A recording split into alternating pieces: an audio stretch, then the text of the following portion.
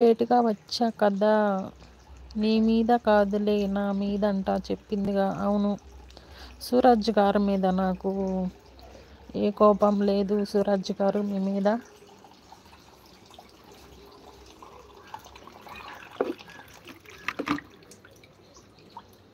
నా కోపం అంతా ఉషా మీదే. ఉషా నా లైవ్కి లేటుగా వచ్చిందని.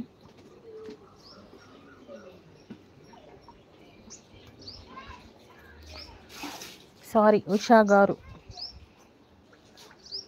అలవాటైపోయింది నాకు కూడా.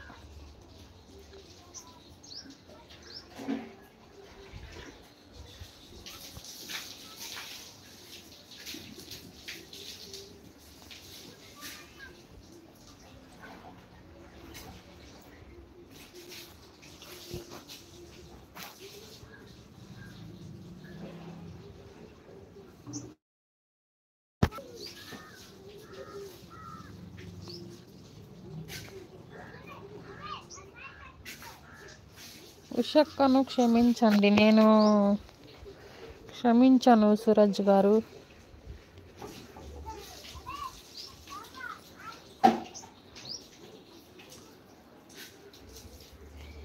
నేను ఉషా గారిని క్షమించను. ఉషా గారిని ఎక్కువ ఇష్టపడతాను, ఎక్కువ కోప్పడతాను, అన్నీ ఎక్కువనే చూపిస్తాను. ఉషా గారికి తెలుసు.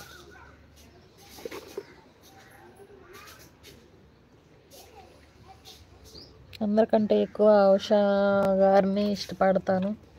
ఎవరున్నా లేకపోయినా ఎక్కువ ఉషా గారిని.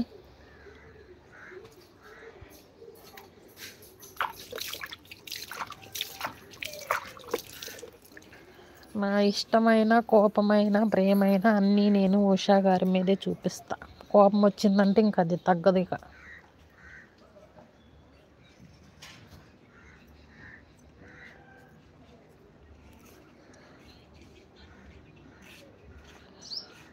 నువ్వు ఏడిస్తే నాకు కూడా ఏడుపు వస్తుంది అంటున్నారు సూరజ్ గారు. ఉషారాణి గారు నెత్తి మీద చేతులు పెట్టుకున్నారు. ఉషక్క అంటున్నారు సూరజ్ గారు. నువ్వు ఎందుకు ఏడుస్తున్నావు సూరజ్, ప్రాబ్లం నాది కదా అంటున్నారు ఉషా గారు. నేను నిన్నటి నుంచి ఏడుస్తున్నాను ఉషా గారు. నిన్న సాయంత్రం నుంచి ఏడుస్తున్నా.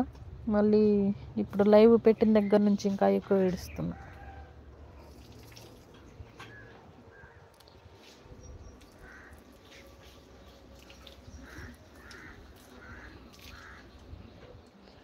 ఏమో అక్క అంటున్న సూరజ్ గారు.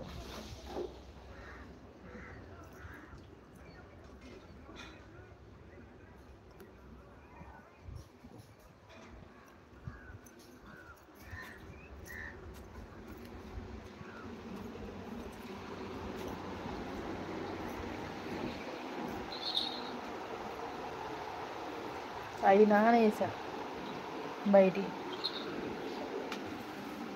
ఆరలేదు సోమ.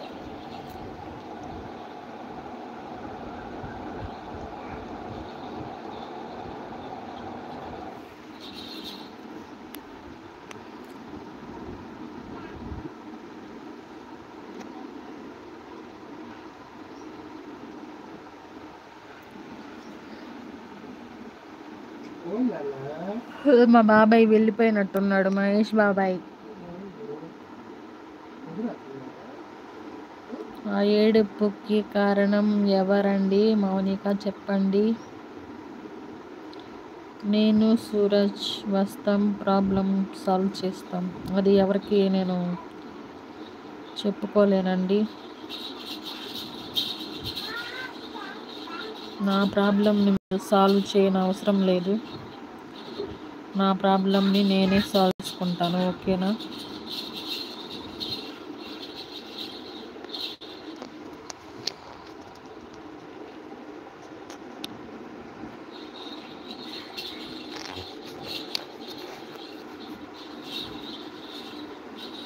నా ప్రాబ్లంని మీరు సాల్వ్ చేయాల్సినంత అవసరం లేదు నాకు. నా ప్రాబ్లం నేనే సాల్వ్ చేసుకుంటాను. ఇక నుంచి నా లిమిట్స్లో నేను ఉంటాను.